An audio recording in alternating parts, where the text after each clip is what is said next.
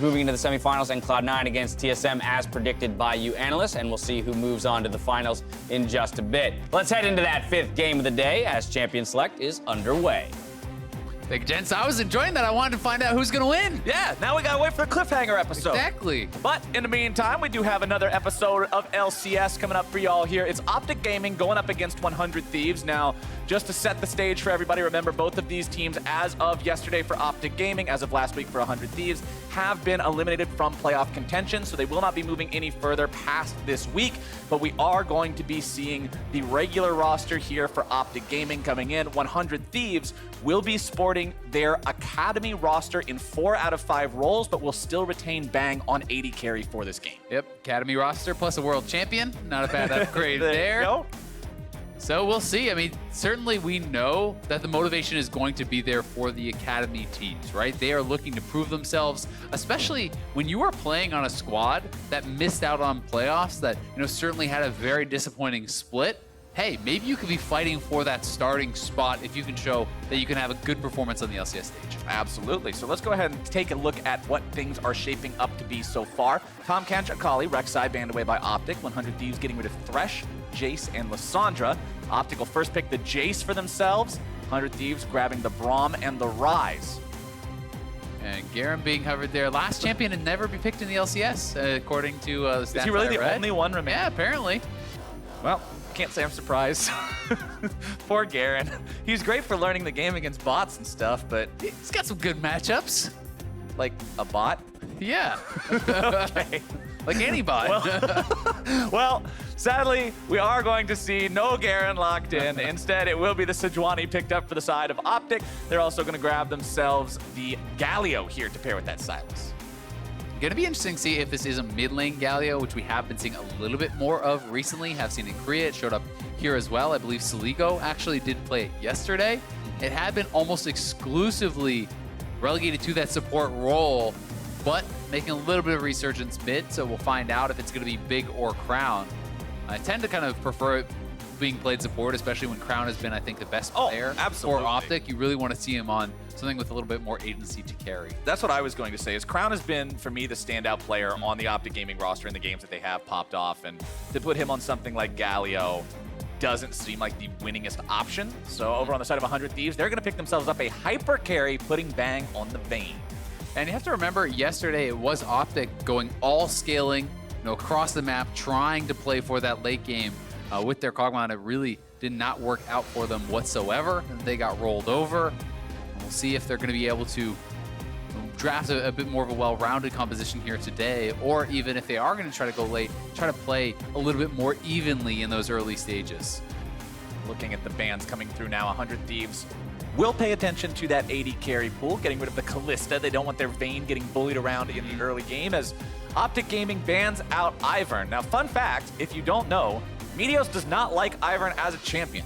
Me and him have had extensive conversations about this, and so he just probably wants to make sure that if for some reason in the last game of the day, I also saw Kobe on Twitter. Yeah, I think Fragas is an Ivern player. Yeah, Kobe sent Fragas a message on Twitter. He was like, "We going to see that Ivern?" So Meteos is preemptively making sure he doesn't have to play not, Kobe. against all that buff-stealing nonsense. So Ivern's banned out. They don't want to deal with that one, and Draven will be the other ban here for 100 Thieves. Yeah, banning a lot of the lane bully style. That Arrow does have a lot of success on. He's known for his Draven. Kalista can be very tough to deal with for that Vayne here also, so certainly looking to protect that hyper carry on Bang, and I think that that's certainly a strong win condition to play to. Try to allow Bang to succeed, give him the space to really shine in this game. Nunu would be something to do that, right? That's more frontline. That's also the attack speed buff that is going to be coming out that will be landing on Vayne, and certainly going to be very effective in that regard. Can also create a lot of space in these team fights with the ultimate as a zoning tool. Can kind of, you know, section out some of those members and push them back away from the Vayne. I like seeing that. You can see here, pick rate 2%, has only been picked in 2 games so far overall. This split has won neither of those. We'll see if 100 Thieves can give it its first win here with this one. Twitch? As OpTic. Oh, the lock in the Twitch. All right, this is what I was hoping to see, is a couple creative picks here in what is going to be the last game of regular play for Spring Split. Certainly scaling, 2-match scaling here. We know Twitch can be an absolute monster in the late game. that team fight can be extremely terrifying when Twitcher's hitting that 2-3 item power spike.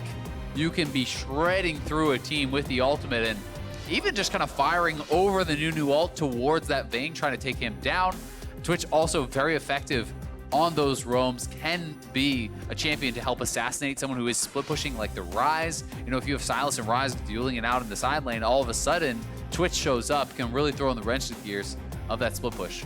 And I like seeing the fact that the Irelia is locked in as the final pick here for OpTic. It means that the Galio will be going into support. Yep. Now, the Irelia and Sylas can both go into either one of the solo lanes, so we'll see who goes where in terms of what Crown and Dhokla will each be piloting. And the final pick of the draft is the Jax for 100 Thieves. Yeah, and no matter which matchup it is for that Jax, certainly expect Jax to be outscaling, to be winning in that 1v1. We know that Jax is a late game split push monster, and this is honestly a really strong 1-3-1 style comp that 100 Thieves have drafted.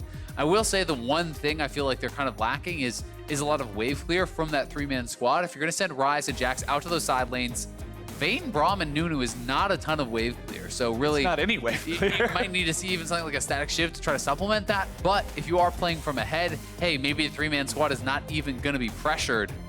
So we'll see if they can make it happen. You also have to remember, Twitch really can be good at collapsing on those side lanes. Galio also does that incredibly well. So they do have opportunities to engage on and pick off those side lane split pushers from 100 Thieves. Here we go, ladies and gentlemen, loading into Summoner's Rift for the final game of regular season play here in Week 9 for Spring Split 2019. There will be one tiebreaker to play between Golden Guardians and FlyQuest after this, but for now, it's OpTic looking to end their season on a win here, in their split on a win, excuse me, as 100 Thieves will see if they can get these Academy players a win here on the LCS stage. Gonna be hungry for it. Would love to be able to take down OpTic, and both these teams trying to end their season on a high note. Certainly, you're gonna be disappointed with where they did end in the standings. Both will be missing out on playoffs, but a lot of pride to play here for. Absolutely. Plus, we get to see the Nunu, we get to see the Twitch, a couple of these creative picks. Jax is not exactly something that's in the meta right now either, but considering he becomes a full-fledged attack helicopter with, like, what is it, 90% uptime on the E once he has Spear of Shojin, the champion can get pretty crazy in the late game. Yeah, he's monstrously strong at that stage. And Dhokla is going Ignite. Never thought I'd see the day in competitive play, but it's getting spicy. Double Ignite on both OpTic solo lanes. There's not a single teleport available. There's no summoner spellbooks to swap one in. OpTic is going all in on just smash the early game. Yeah, you have got to slam the Jax in the early game if you want to go for that Ignite on the Sylas here. Trying to put some respect on his name here, Dhokla, looking to get aggressive. And you have played with me, you know no top laner likes to load in with the TP and see they're playing against Ignite. You're like, playing for the team. As soon as this you see guy's that, just a greedy solo queue player. FakeGod's time. Hey, Nunu, gonna need some ganks up here, buddy. Yeah, I mean, Ignite is so powerful now in that 1v1. If you do all in, you got to be really, really careful. And FakeGod going to be starting to stun. You got to be careful about base checking this too. All right, a little bit of damage traded back and forth from both. Trade is honestly just going to be really even. Dhokla didn't get to proc his Grasp of the Undying because he didn't get the auto attack after he had already built it up. So no advantage there in terms of farming the HP. Fragas will start off here in the bottom side. Remember to keep your eyes out for big old snowballs. Nunu is adept at lane ganking, more so than probably any other champion. Yeah, definitely up there with the very best of them for sure. And it's also one of the kind of cool things about that snowball is actually how agile you can be. This is not like a Scion ultimate. You can actually drift around corners quite effectively. It's a lot easier to do so on the Nunu than it is on the Scion and some of the other kind of comparable ultimates. So certainly a lot of ability to kind of chase down members of the opposing team if they're pushed up too far. I remember when the champion first got reworked, I didn't play against it for a while because it just wasn't that popular. And then when I finally played against it, I was like, wait, what the hell? He can turn this thing so sharp. I thought I was turning around the corner and being clever, and he just swerves it right into you anyway. But he'll just stroll on through mid lane right now. Getting pinged out by OpTic there, saying, all right, we know where Nunu is. Meteos, you're not in any danger of having the Scuttle Crab contested. We'll see if Meteos decides to try to do anything here, knowing where Fragas is heading. Yeah, I think Meteos definitely going to be wanting to play to the top side of the map, trying to protect his his laner from any potential ganks, because if you die without TP and the lane is pushing into you, you lose so much. You really do have to capitalize on that TP early to be able to make the most of it. And Meteos getting some counter jungling here done. Wait, Dhokla's going into the tower there. Dhokla takes some damage from the tower. Fragas starts rolling a snowball towards the top lane, only to then notice that Meteos is right next to him and can walk in the way of the snowball. So a little bit of fiasco going on up here. Yeah. Not quite a fiesta. It's not extended enough. No, for that. it is not. It's just I don't even know. I'm not going anywhere with that. All right. We're going to see the chain get slammed down to keep that Jax pushed in. As the Nunu will come in here, looking to stop Meteos from counter jungling, but Meteos is doing a good job trying to keep these under control here. Fragas that As Fragas is in some trouble. Nunu going to be taken very low, taken down. The first blood over to Crown, and the Ignite makes sure of it. Yeah, I'm not sure if that was a misclick from Fragas or what, but he kind of just flashed further down into the pit. It looked maybe he was trying to get closer to Seligo, or that could have been just a straight up misclick, but Meteos takes away 2 of the Nunu's camps. They get first blood on him. It's flashed down there as well. Crown is going to be off to the races here a bit. That's going to be a double buffs Irelia, something you always hate to lane against here. As Seligo's now sitting low on mana, your trades just mean so much less with that red buff regen. And he can spam out Q as much as he wants. Yeah, Crown can just auto-clear the waves, spam Q daily, nightly, ever so rightly. Seligo's just sitting here with no mana in his pool like, all right, well, what do I do now? Yeah, so let's watch this one more time. The invade is coming over, and Irelia plus Sejuani, such a strong duo in these early. So he's flashing the stun. That's what he's trying to avoid. But it is a tough position because there's not really any way out when you flash down further into the pit. I'm not sure if he could have actually flashed further over to the wall to the right, but that certainly was what he was trying to avoid. And he did, to his credit, avoid that Irelia stun, but does end up going down either way. And it is first blood plus double buffs at early. Tiamat even coming here through for Crown is going to be feeling so, so good. Fragas keeps trying to roll these snowballs, but it's summertime in Summoner's Rift, and that one sort of evaporated pretty quickly as he's not finding much success anywhere on the map so far. Behind Meteos in terms of farm, both of them do have the enchanted smites, at least, on their jungle items. I would expect to see nothing other than a Cinderhulk on both of these junglers. Yeah, almost guaranteed to just be double Cinderhulk. And Nunu can get very, very tanky because of all the kind of additional healing in the kit. You know, when you are using that Q chomp, you become very tanky. Seligo. Stun comes out. OpTic doesn't want to go for any sort of a dive here. Not wanting to throw anything away. The Ignite not ready on Crown yet. Yeah, really good pressure, though, from Meteos around this mid lane. They have kind of teamed up twice. Not only just getting the first blood, but now getting the Summoner for very little expense. And Crown is level 6 now. So if Seligo steps forward, you could just get straight up 100-0 by a level 6 Irelia, who's already ahead. Vanguard's Edge makes a very terrifying tool in those skirmishes as Dhokla will continue pushing up here in the top side. Remember, once Sylas hits 6, you do have the ability to steal those ultimates. The Jax ulti, not the most impactful one in the world, but it will enable you to turret dive a little bit better, giving you the extra resistances. Yeah, in an all-in fight, you know, the extra resistances are going to be feeling pretty good, but I agree, you know, it's nothing to write home about. And Dhokla so far, you know, he has a little bit of a CS advantage, but it's nothing too big at all. FakeGod is hanging on pretty well in this matchup and is going to be having a good time later on in it. Meteos is just taking away these camps. He's making it a really tough game, it feels like, for Fragas. Kind of tracking him around the map, pressuring him wherever he goes. Now he's going to go take the Raptors again and even have more of his own camps to fall back towards. Anybody who used to watch Trick2G Nunu videos sees the irony while having Nunu sit there and watch while all his camps get stolen away as this Sejuani just has the timers down, stealing everything away. Meteos controlling the jungle so far this game as FakeGod up against Dhokla. The farm pretty much even between these two after the wave crashed into the turret. Still FakeGod not wanting to opt into any of these fights early just because of the edge the Ignite will be giving Dhokla. Yeah, there's no reason to risk it, right? You know, you know you'll win. Why would you? Later on, you know, when you're on a Triforce, when you're hitting those higher levels, you just get stronger and stronger and stronger. Sylas is going to really struggle to actually match that 1v1 power. So we'll see what exactly the plan is going to be. You could see earlier Fragas was kind of pinging over onto OpTic's red buff, but it's really tough for him to actually even get over there whatsoever. Now it looks like he's going to try to solo out a dragon, but it's going to take him quite a while to do this, and there is potential that he does get spotted out, in which case he's just going to have to run. Fragas is also the lowest level in the game. All 4 bottom laners are level 5. Seligo in some trouble now. Stun's going to be coming out. Chain CC going down. Meteos cashing in. Yeah, very well done there. Repeat gank, cashing in on that earlier flash that they forced, right? And that didn't even cost Meteos his ultimate. It's just the Q flash very likely coming out. Crown doesn't have to expend any of his summoners.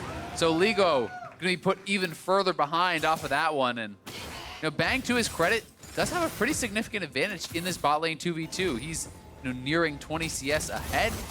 Gonna be feeling pretty good about that, but the solo lanes certainly looking good, at least in mid lane there. Crown. It's the 3-man collapse. Flash. The Sejuani ultimate comes through, and they're just feeding these over to Crown. Yep, his flash just about to come up now, so no way out of that for him.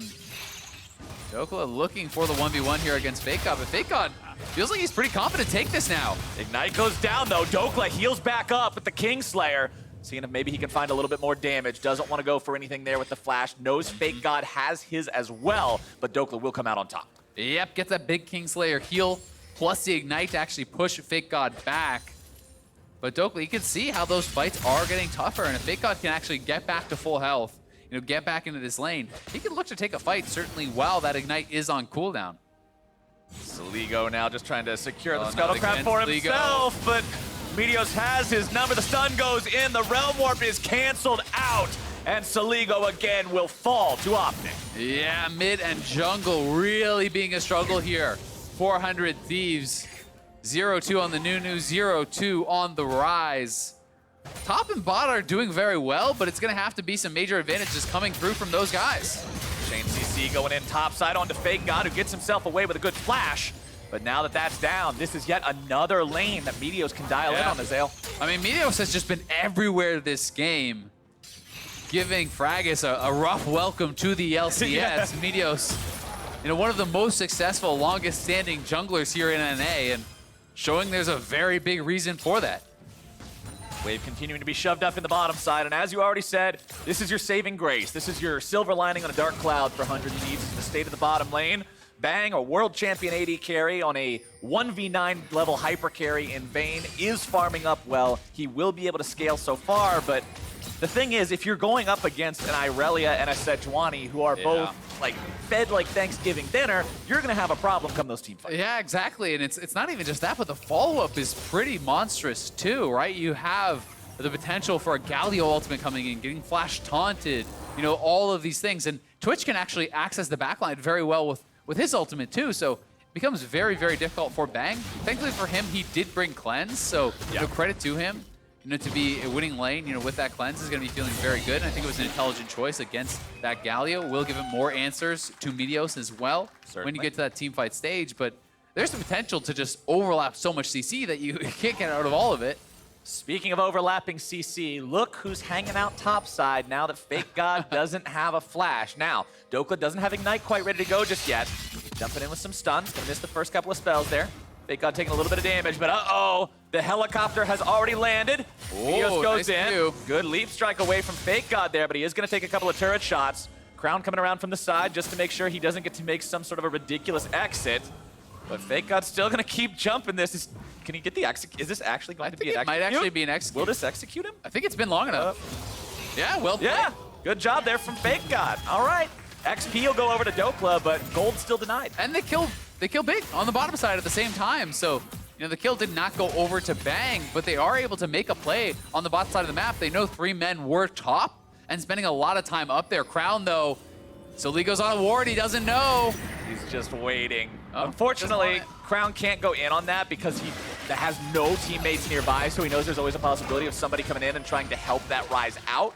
Doesn't want to risk that, but that is going to be first turret over to OpTic Gaming, who have a 4,000 gold lead 12 minutes in. Yep, and now here is that bot lane play. Fragas finally being able to get something done. See, look at that curve of the snowball right around the corner there. Big takes the hit for the team, tries to flash out, but this is no way out for him, and they do get an easy kill there on the dive.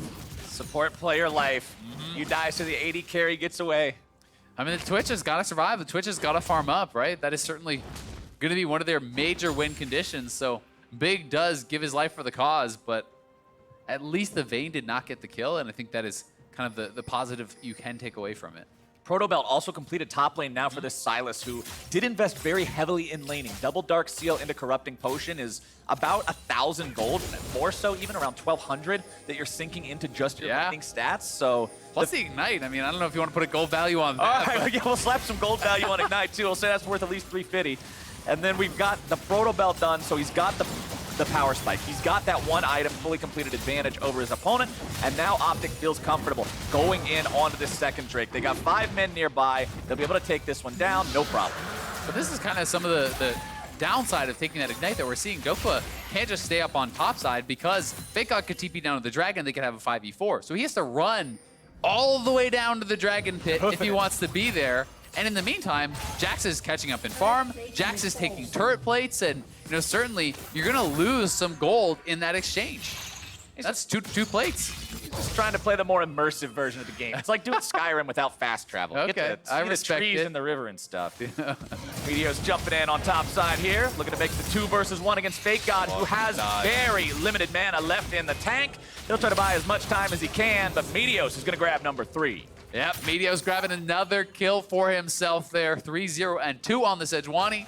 100% KP. He's been monstrous this game. Really has been the catalyst for everything. And here comes Galio. Speaking of monstrous, Crown is the man that you gotta check under the bed for before you go to sleep at night if you're 100 Thieves. This guy is also getting himself his 3rd kill. Yeah, he is looking very, very fed. Already has the Merc Treads, has the Tiamat. He's going to be really close to the Triforce at this point as well. And Seligo is just so far behind. Is rushing the Seraphs, you know, didn't take a pit stop for a Catalyst or even a Seekers or anything along those lines. So until the Seraph transforms, he has no health, no armor that he's purchased whatsoever. Hey, he's got a Ninja Tabby, come on. Okay, well, he didn't have that when I said it, just purchased it. All right, turret plates, though, are going to be 8 to 5, so about a kill and a half worth of gold going over to OpTic in terms of the advantage they've earned themselves there. Arrow's still just on his back foot down here in the bottom lane, trying to recover the disadvantage that he's found himself at so far. Just wants to scale up. If you can have Blade of the Ruined King and Runean's Hurricane by the time you're actually needed in a fight, you're still going to be used. Yeah, you really will. That combo is so powerful for the Twitch. You know, the Runean's Hurricane plus ultimate interaction, so those Hurricane bolts are actually flying so far, allowing you to AoE people from really long range. Does make you very, very powerful, but at the same time, Bang looking for a monstrous 2-item power spike of his own. He's going to be working towards that Rage Blade second here, and once you have that Rage Blade stacked alongside of the Blade of the Ruined King, not only do you have so much on-hit damage, the PTA to boot, you're also going to be getting those Silver Bolts every 2 autos instead of every 3. Bang is the hope here for 100 Thieves as OpTic sees that hope and wants to squash it. Arrow moves up to clear out some wards here, gets the last shot on that one. I mean, gold-wise, it's looking grim, but you can always kind of depend on Jax to win later in the game. You can kind of depend on Vayne to be a really big threat. But the question is, does OpTic even give them a chance to get there, or can they just snowball out these fights? Because already have that Triforce done on Irelia plus Tiamat and Merc Treads means Vayne is at risk of just getting one comboed. Yeah, Irelia's got Trinity Force, completed shoes, Tiamat, and if you look at the inventory of the equivalent bruiser on the side of 100 Thieves, which is FakeGod on the Jax, he's at the Trinity Force thrift store, fumbling around with the parts, trying to find everything, put the whole set together, and that's not a good look for a champion that honestly needs quite a few items to really get going. Dhokla retreating now as Fragas tries to show up there with that snowball, but he's not going to find anybody. Yeah, and they're trying to look for these picks. They know they don't want to take even fights right now, so they send 4 top. They look to try to grab this Sylas, punish Dhokla somewhat.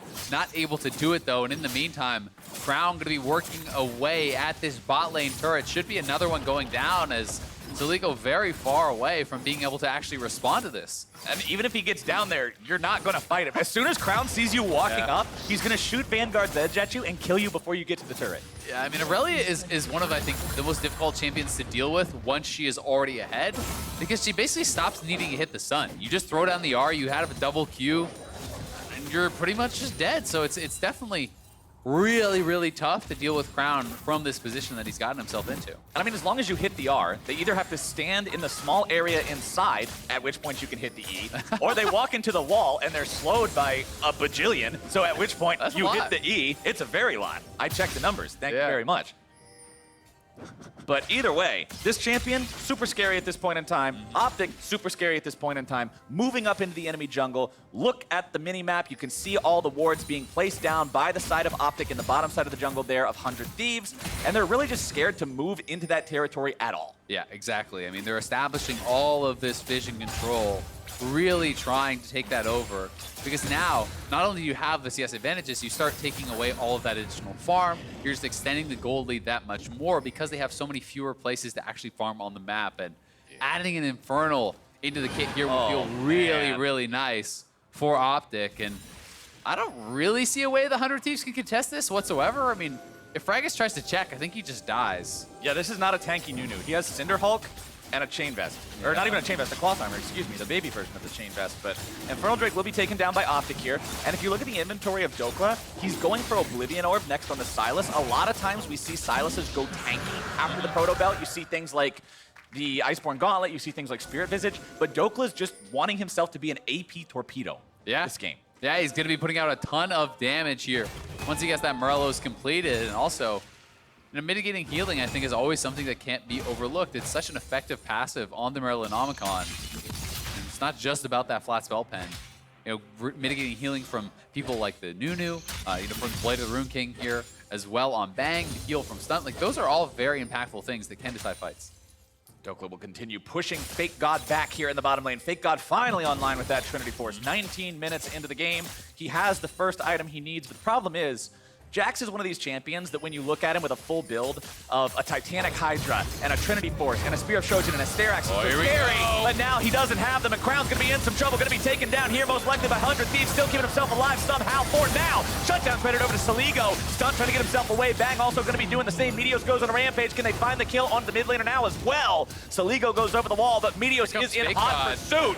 FakeGod wants to make his way into the fight here. Arrow trying to keep some distance, but it's ultimately going to be another shutdown over to 100 Thieves, and that is some much needed money for them. Yeah, a couple shutdowns going the way of 100 Thieves. Really big to grab that gold for themselves. It was the TP coming out from FakeGod, getting them the man advantage on the top side, and when Crown goes down, he's your strongest man.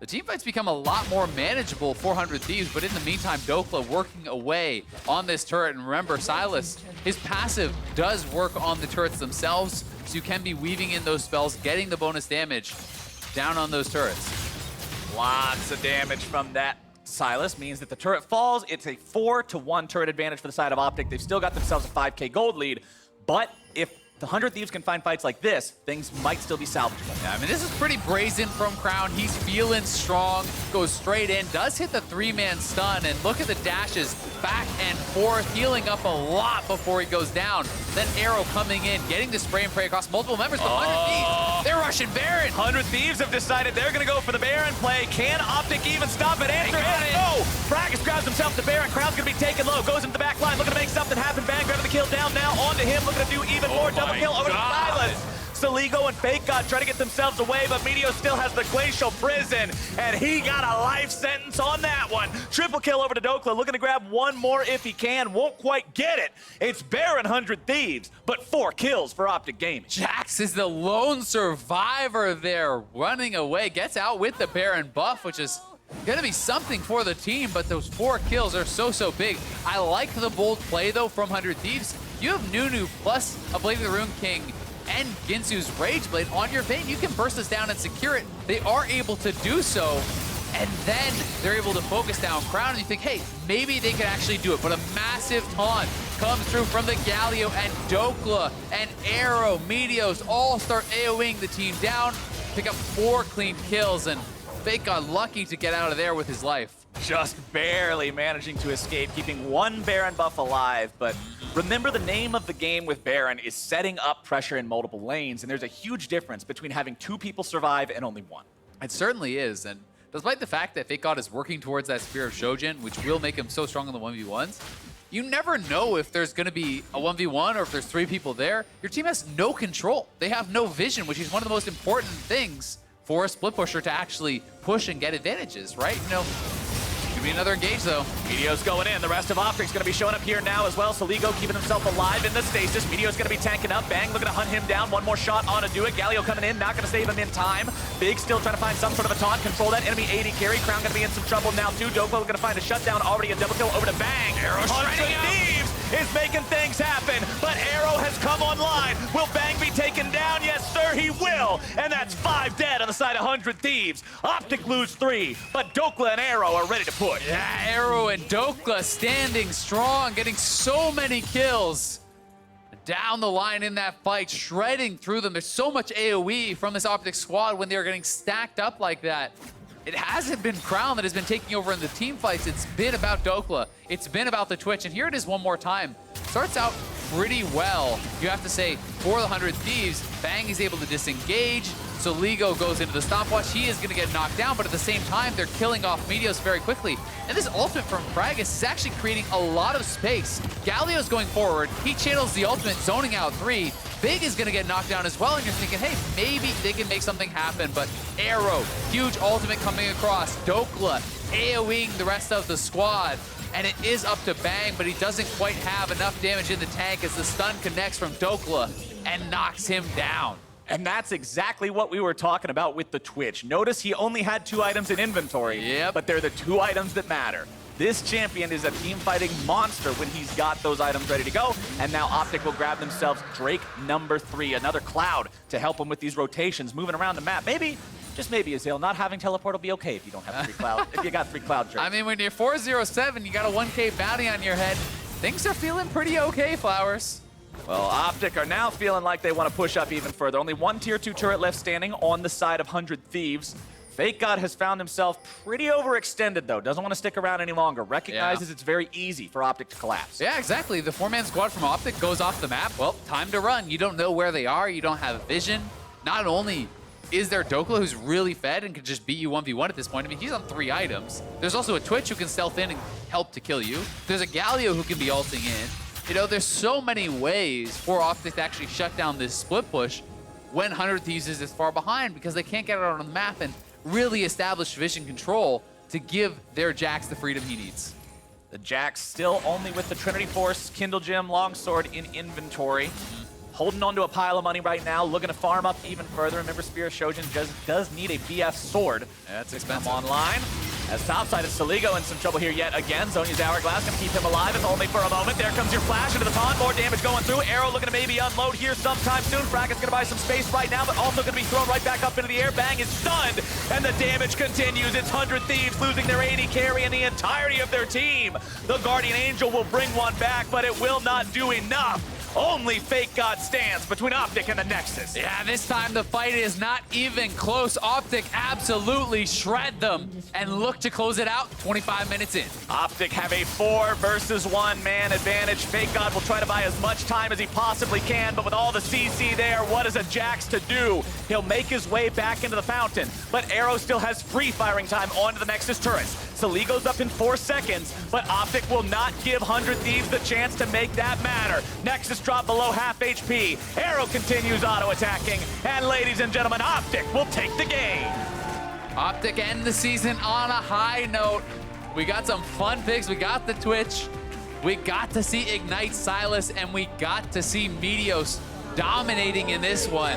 He was everywhere, stealing away those camps, putting out so much pressure, and allowing his solo laners to get these huge leads. And I really think Meteos was the story of the game this time around. When you compare the difference between the junglers' performances, Fragas wasn't able to make anything happen early on. It was Meteos constantly invading and stealing from the Nunu, applying pressure to both solo lanes, blowing summoner spells, making it so no one felt safe, and just facilitating everything. Yeah, exactly. You know, they bought enough time with those solo lane advantages, even for Arrow to catch up. And he had been behind in the 2v2, but certainly was massive in the team fights on the Twitch. 5-0 and 8, your final score, with a maximum 1,000 gold bounty. You would not look at this final scoreboard and think this Twitch was behind. No, not at all. I mean, Bang had a solid game for himself. He was kind of the standout, you have to say, 400 Thieves. Yep. But it felt like everything was crumbling around them. Their solo laners were so far behind. Their jungler was very far behind, and they were never really able to craft a team fight where they could come back. And while both teams' story for Spring Split does end here,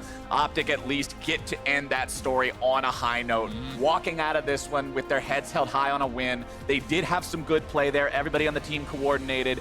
Yes, we got to see the Ignite, so there weren't any big macro plays coordinated with a teleport or anything like that, but the squad still looked like they had things together here going up against 100 Thieves. And to give us a breakdown of that game and a preview of the tiebreaker match, let's send things back to the State Farm Analyst Desk. Thank you very much, Captain Flowers. Brief hit here on OpTic versus 100 Thieves, as both of these teams are not in the playoff picture, so this will be the end of their spring split. For OpTic Gaming, it'll be nice to walk away on your final day having that victory over 100 Thieves. But what were your guys' thoughts on this game and maybe prospects moving towards summer? You know, the climb that maybe OpTic or 100 Thieves could make. Right. I thought the game, obviously this game didn't really matter to either teams. I'm kind of looking forward to the future. So OpTic is very close to being a 6th place team. Like, they could probably contest Equifax. I think they would lose. But you have to remember that in the beginning of the split, they were trying to figure out the roster, what they wanted to do. And it seems like if they can stick with these 5 players and actually build time to get the synergy and fix the issues that they had, they could be a playoff team next split. Yeah, they definitely have tools to work with. On the flip side, 100 Thieves Academy was basically the team in here right now. Right. Other than Bang, it doesn't feel like anything for 100 Thieves is really locked down, and they have a lot more work to do to get to a playoff team for summer, and it's usually pretty hard to make things happen between the splits. Right. They could talk to C9 Academy and see who they can pull to make a stronger team, because C9 Academy looks stronger than 100 Yeah, Thieves. not a bad thought. Meteos absolutely had Fragas' number in the beginning of the game, kind of controlling that whole top side jungle, buying space for his top laner on the Sylas with Ignite. And I think that kind of told the story for the majority of the game. This sense of control out of OpTic in a lot of ways, and kind of frantic playmaking attempts out of 100 Yeah, Thieves. I think jungle is one of those roles that when you don't have the experience on the LCS stage and you come into like, all right, what's jungling in the LCS? Like, it's completely different than anything else. Your practice is different, your solo queue is different. So Meteos having that experience against Fragas is no stranger to taking losing advantage lanes of that. too. Exactly. It pays dividends. Well, with that game behind us, we now can only look at our playoff picture. Earlier today, we went through the quarterfinals. You guys made your picks. I elected to move Golden Guardians since 2 of you voted for Golden Guardians onto the semifinals. Of course, things could go differently. We're also assuming Team Liquid's pick. Because they are the first seed, they get to pick who they want to play in semifinals. We're going to assume Golden Guardians for 2 reasons. Number 1, they are the lower seed between TSM and Golden Guardians, as well as TL has an 0-2 head-to-head record against TSM. I think they're going to postpone playing them as long as possible. Their owner did tweet out that he didn't know that they had the side switch. He goes, yeah, regular split actually season matters. So I think we know they're going to pick the other team. Exactly. So now I want to look at these semifinal matchups and talk about them real briefly. Let's start with the one on top, Team Liquid versus Golden Guardians. How do you think this surging Golden Guardian squad might be able to challenge our number 1 team, who's on a slide? That's actually a hard question. It now is, because right? of Team Liquid's previous game. Rapid fire. All right, get him up there. Get him up there. Oh, no, I dropped You high lost space. his No, head. no. I think I'm going to say Team Liquid as well. You going? I think the scary thing for Golden Guardians is that it does feel a bit like a bit of a mismatch where we're talking about wanting to leave Hanser on an island. It seems like how they want to play and then play around bot lane. But that's also Team Liquid's play style, and Team Liquid has the stronger players to pull that play style off. So despite their recent slump, I think that they would still be the favorites in that match. Right. I feel like with this, it's not about how Golden Guardians win. It's more about how does Team Liquid lose, considering it's the first place team versus either the 4th or 5th. And when you compare the players per person, it's arguable that Team Liquid has stronger players in each role, considering they also play the same play style. It's hard to give the edge to Golden Guardians, but you never know. Here's something else about it. If we're suggesting that Hanser continue to play tanks, and that's the identity that looks good for Golden Guardians, that's exactly what Team Liquid would want, because they have been struggling in the top side. And so if they're not able to exploit that lane, then I think Team Liquid's bottom lane would have the advantage over Golden Guardians. Hence, I'm going with Team Liquid. So they can kind of buy themselves a good matchup here against Golden Guardians. Next up, we got Cloud9 versus TSM. If you thought this one was hard, this one's even harder. Rapid fire, gentlemen. Don't think about it too much. Cloud9. Cloud9. Cloud9. We got Cloud9. Okay, 2 Cloud9, 1 TSM. So go ahead and throw Mark up here on Cloud9. Mark, defend for me why it is that you have faith in the second place team here. I think for Cloud9, they have a really good matchup into TSM where they both like to play heavily around top lane. That's where they spend most of their resources. Kind of similar to the story we were painting with Golden Guardians versus Team Liquid. I just think C9 has the better tools for actually doing that. Licorice, as much as Broken Blade has turned it on in the second half of the split, Licorice is unanimously, not even close, best top laner in the league right now. Svenskaren's also done a really good job and has more experience than Acadian, who I don't think has played in a playoff best of 5 yet. If I'm not mistaken, someone hopefully double check that. But I'm pretty sure Sven still has more experience either way. Why do you think TSM can take it? I think that TSM has so much experience when it comes to these playoff matches, specifically Bjergsen, that I think he's just going to be able to rally the troops. These compositions with the Zillion and the Kindred, to have those bans constantly thrown at you is just going to continue to unlock them. And the fact that they've been playing so much Akali, even though Cloud9 has also been prioritizing the Akali, I do like that we've seen it more in the top side for TSM than for Cloud9. I'll keep this short and sweet. Yeah, do it while I set up the finals. The C9 Twitter keeps flaming me for not picking them, so I feel like I have to give some back to them. But more importantly, that Cloud9 has an academy roster that they can actually bring up into the best of 5, where they're able to switch out the top laner, the jungler, the mid lane, whoever really. And it's not like you're playing against 5 people. You're playing versus 10 people. Right. Cloud9. And we've seen them utilize that deep roster before, so we know the team and the coaching staff is not afraid to do it. That gives us a spring finals of Team Liquid versus Cloud9, the top 2 teams in the league. So once again, it's time to put your face where your mouth is. Who's gonna take it? C9. What did you say? C9. C9 is the call. Wow. And Crumbs? Wow. C9. Okay. So the end of the split here for TL, they're losing enough points in your guys' head. Keep in mind, I did not choose half of these things, so I'm just going with whatever is left here. Yeah, oh, that's true. Right. That's true. You kind of got. Yeah. But let's talk about this then, because right now in head-to-head, TL's 2-0 over Cloud9. So kind of using that whole logic of obvious previous experience or previous history between the teams, you would think TL, but this is a time when you guys are willing to kind of shirk that and contradict it. It just feels like when the pressure starts ramping up for Team Liquid, and I know this is a slightly different roster than what we had seen at international events and things like that, they have stumbled time and time again, whereas C9, these guys we've seen play so loose, so free, and if they are struggling and Team Liquid is having problems behind the scene and C9 is basically the complete opposite picture of that, I expect that pressure to kind of boil and end up too much weight on their shoulders, and C9 will play better in the moment. Right. For this, it basically, to me, is Team Liquid has been struggling the last 3 games. They have lost the last 3. C9 has been doing well. So it's up to Team Liquid to prove that they're a strong team once again, whereas C9 is already a strong team considering their most recent games. So I'm looking forward to C9. Recency is incredibly important when it comes to the postseason. Well, there you have it, the rapid-fire predictions from our analysts. If it doesn't play out exactly like this, feel free to flame them incessantly on Twitter, #FlameTheDesk. With the conclusion of the regularly scheduled games, let's check back in on how your predictions went for the day. Mark! Killing it. Ooh.